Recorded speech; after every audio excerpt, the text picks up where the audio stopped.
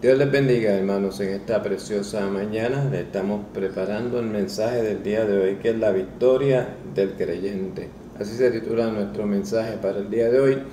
Y la lectura bíblica que vamos a utilizar está en Lucas capítulo 24, los primeros 3 versículos del 1 al 3.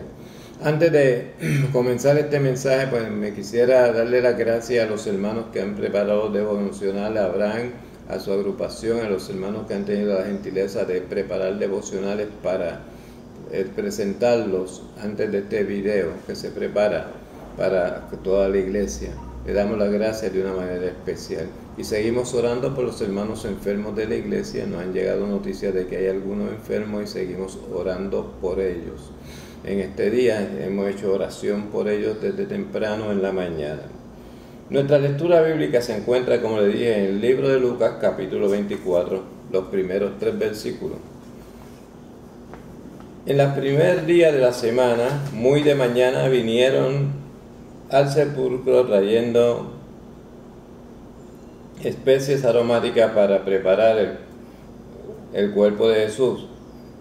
Y algunas de las mujeres vinieron con ellas. Y hallando removida la piedra del sepulcro, y entrando no hallaron el cuerpo del Señor. Esta es la palabra del Señor. Te damos gracias, Señor, por esta palabra que vamos a estar hablando. Titulamos estas palabras La victoria del creyente. La victoria del creyente. La última palabra en la cruz de Jesús, cuando estaba ya en su momento de muerte, la última de las palabras todos nosotros las conocemos y hemos hablado de ella en estos días bastante, hemos oído sobre esta palabra. En tus manos encomiendo mi espíritu. Esta palabra demuestra la gran confianza que Jesús tenía en su Padre. Él confió en su Padre y le entregó su espíritu a su Padre. Es como un niño entregándose a su Padre de una manera especial, sabiendo que su Padre ha de protegerlo y va a disfrutar de la seguridad de su Padre. La tormenta, después de este momento, la tormenta se había disipado, la batalla estaba ganada, ya había terminado todo, la misión de Jesús se había cumplido en este instante. Ya la misión de Jesús había concluido en ese momento, y quedaba solamente Jesús. Y en ese momento Jesús fue llevado a la tumba. Y si usted va al libro de Lucas, capítulo 23, versos 50 al 54, va a encontrar el hecho más reducido, más o menos reducido, cuando un varón llamado José de Arimatea, de la ciudad de Judea, el cual era miembro del concilio, varón bueno y justo, lo presenta Lucas de esta manera, era un hombre bueno y justo. Este también esperaba en el reino de Dios, tenía confianza en que el reino de Dios se había de manifestar, y este hombre, pensando de esa manera, fue donde Pilato y pidió el cuerpo de Jesús. La palabra dice en el verso 53, y quitándolo, lo envolvió en una sábana y lo puso en un sepulcro abierto, en una peña, en el cual aún no había puesto a nadie, y era el día de preparar de reposo, se acercaba y lo dejaron en ese lugar. No hicieron ninguna preparación para Jesús, no hicieron nada, había una tumba nueva para Jesús y lo pusieron en esa tumba y lo dejaron porque no podían hacer obra después de las 6 de la tarde y tuvieron que abandonar el cuerpo de Jesús. En muchas ocasiones nosotros vemos en el cementerio militar vemos cómo se preparan las escoltas cuando las personas tienen ese momento que llegan allí, le preparan una escolta y la ponen alrededor de la tumba, en lo que lo entierran y hacen la ceremonia con unos militares. A Jesús lo escoltaron, le pusieron una escolta en una tumba, no porque era para cuidar al cuerpo de Jesús, no era para honrar a Jesús, sino para cuidar que no se robaran el cuerpo de Jesús. En Mateo 27, versos del 62 al 66, los judíos y Pilato se reunieron.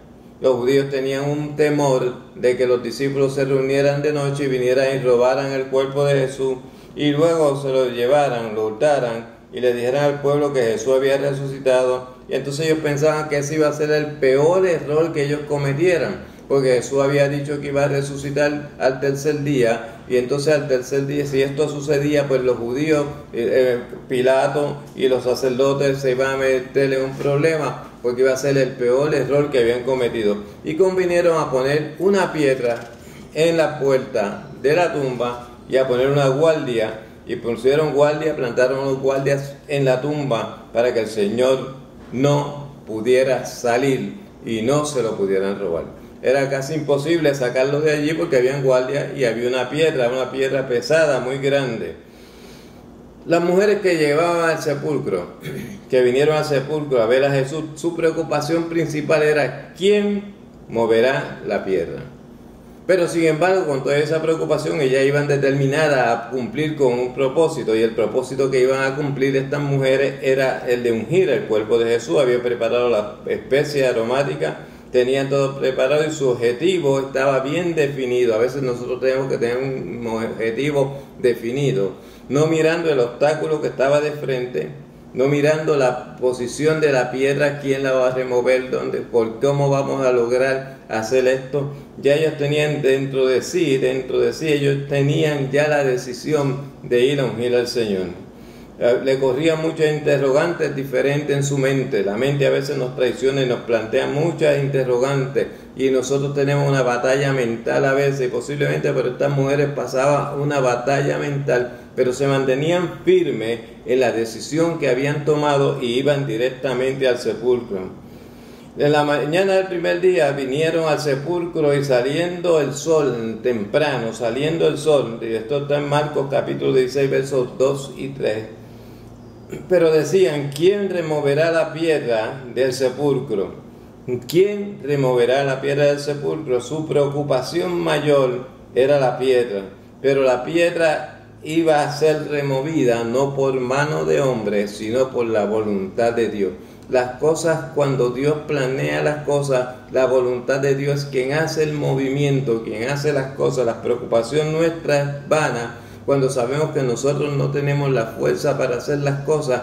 El Señor sí tiene la fuerza para lograr las cosas.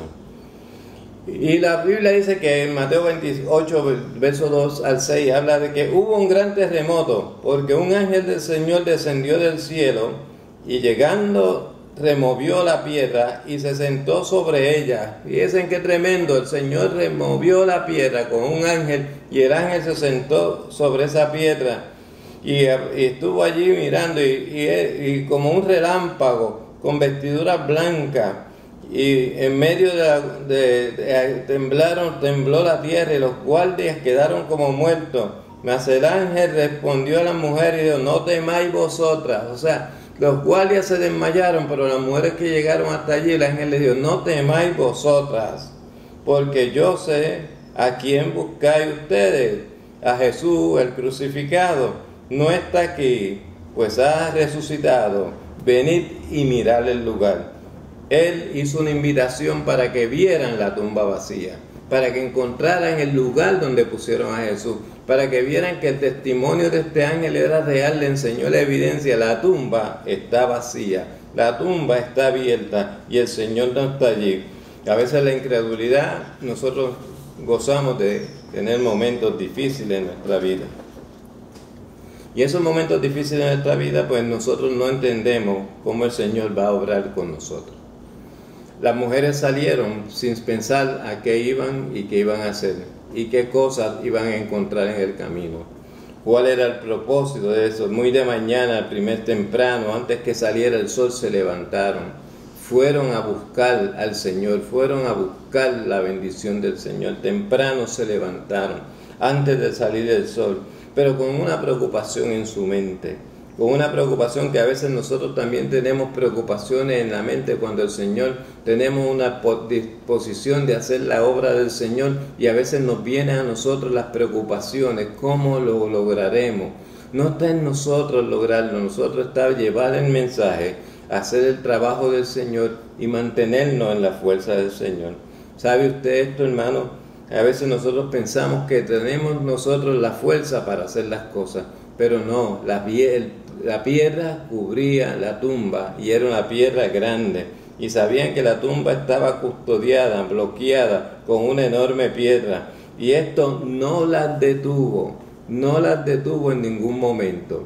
Eso no las detuvo. Ese mover de la piedra, ellas no las detuvo. Ellas se mantuvieron bien firmes en su propósito. ¿Cuántas veces nos hemos mantenido firmes en el propósito que llevamos? ¿Cuántas veces hemos logrado nuestro propósito por mantenernos firmes? Estas mujeres sabían que había un obstáculo, sabían que había una dificultad, sabían que no podían mover la piedra, pero se mantuvieron firmes. Si no llega a ser por el valor de estas mujeres y la determinación de estas mujeres, no ven al ángel del Señor en la tumba y no ven que el ángel le anunció a las mujeres que Jesús había resucitado. No lo hubieran visto, no hubieran visto este gran milagro si su fe se hubiera mermado, si su disposición hubiera recaído. Estas mujeres representan 10 vírgenes prudentes, las prudentes que tenían un aceite en sus manos y que ese aceite gozaban de ese aceite y ese aceite estaba encendido porque ellas cumplieron con el propósito que el Señor había puesto en su corazón. Cumplieron con el propósito que el Señor había puesto en sí. Cada una de ellas caminó hacia el propósito. Cada una de ellas venció los obstáculos. Cada una de ellas sabía que tenía que llegar a la tumba. Pero no sabían que iban a encontrar la tumba vacía y un ángel del Señor diciéndole: Él no está aquí. Él ha resucitado. Venid y ved el lugar donde le pusieron. El Señor no está en la tumba. Hay veces que nosotros cambiamos la realidad de estos días. Y se ha cambiado mucho la realidad de estos días. Hoy se celebra el día de Pascua, se celebra el día del conejo, se celebra el día de Easter. Por ahí se está poniendo los huevitos la gente para celebrar ese día. Pero eso no tiene nada que ver, relacionado que ver con la grandeza del Señor. A veces enseñamos a los niños cosas que no están dentro del marco bíblico. Y el marco bíblico presenta la resurrección como el acto más grande que han tenido la Biblia y que han tenido los hombres. Jesús resucitó para darnos salvación a cada uno de nosotros. Y a veces nosotros confundimos la mente de otro porque dejamos de predicar este momento tan grande que es el momento de la victoria del creyente, que es la resurrección de Cristo.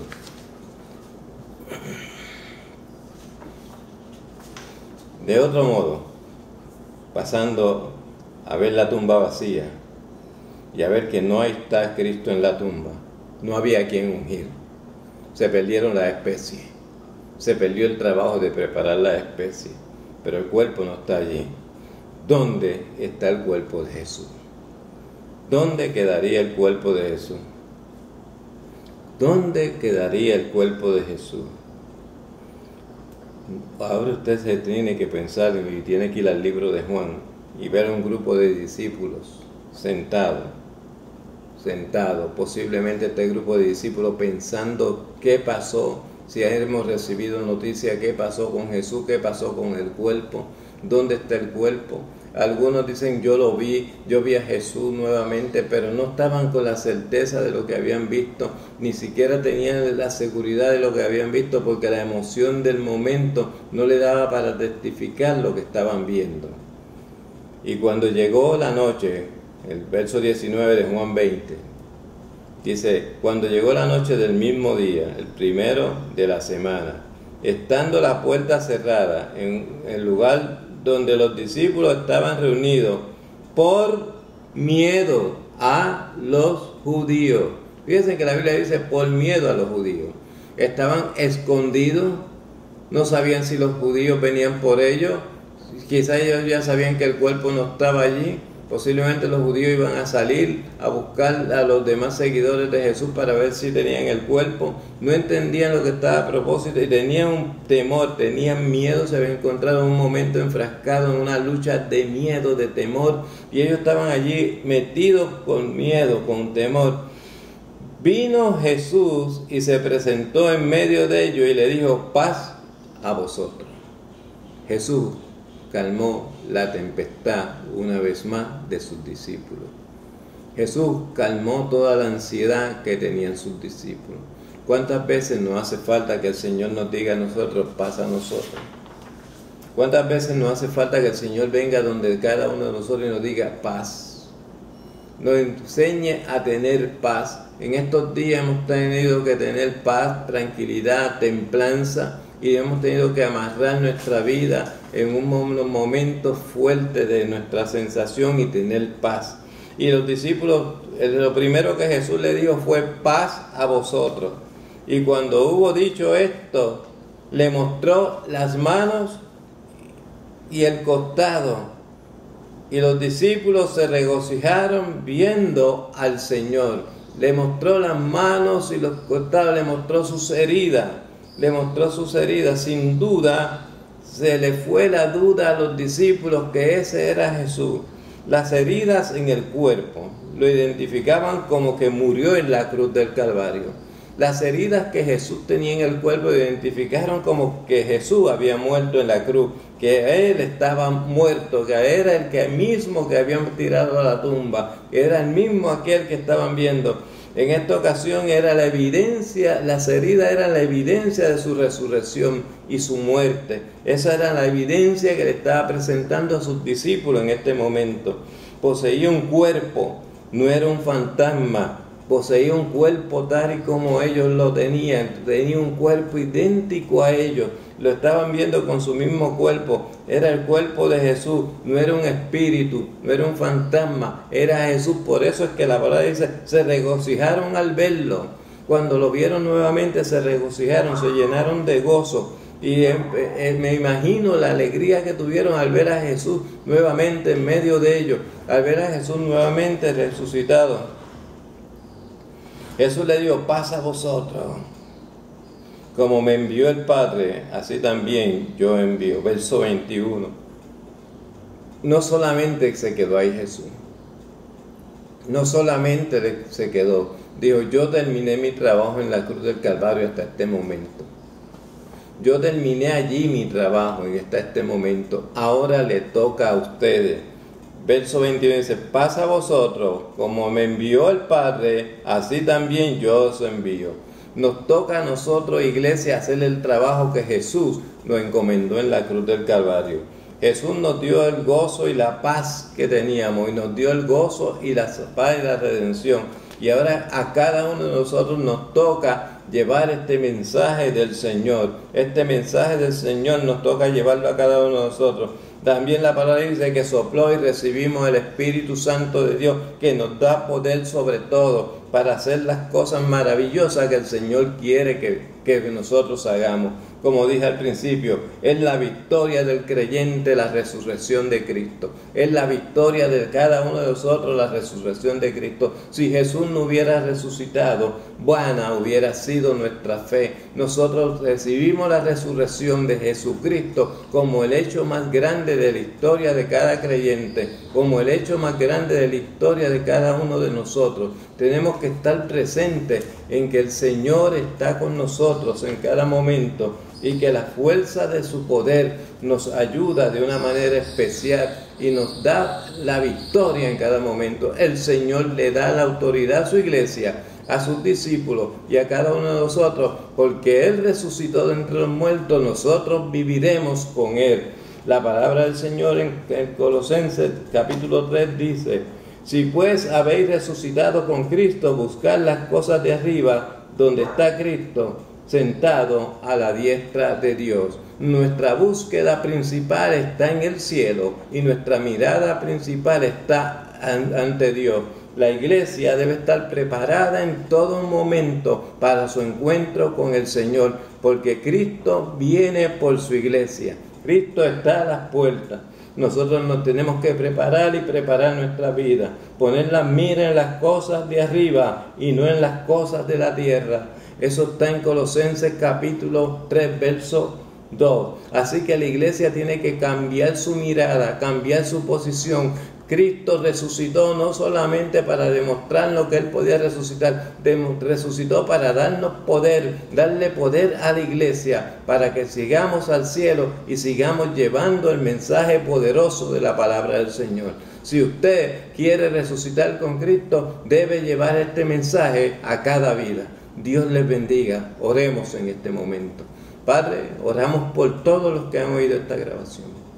Y pedimos, Señor, que tú abras su entendimiento, abra su corazón, y que entiendan tu palabra, Señor.